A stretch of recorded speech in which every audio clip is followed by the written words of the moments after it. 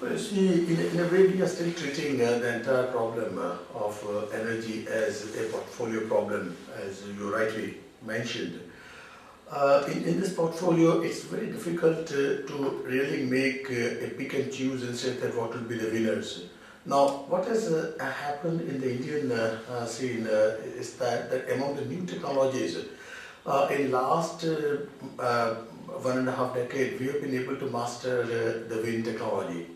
So, although we have done some innovations, I would not consider right now as the technology on the table for new innovations. It's already developed somewhat by internal players in India. However, the current plan is to do the innovations on the solar energy. We have a very strong solar energy mission, which is also communicated as a part of our national climate change action plan to the Framework Convention on Climate Change. And in this mission, we have a very strong goal up to 2020. We plan to have 20,000 megawatt of solar installed. So this would definitely require a lot more innovation and also the funding from the government of India. In last 15 days back, when the Indian budget was announced, the government has imposed a levy of $1 for every ton of coal, and this would generate about $500 million in the coming year, and that would be allocated just to push the solar technologies. Now, apart from that, see, India has signed a new agreement with the United States called 123 agreement, and this agreement is for the nuclear.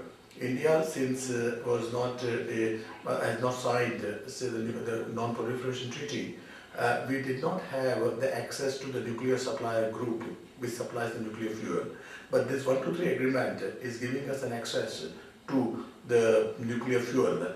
And so as a result, this is another technology where some new work of innovations would go on. Although I think in the initial years we do expect the technologies to come from the developed countries, but the local innovations will go on.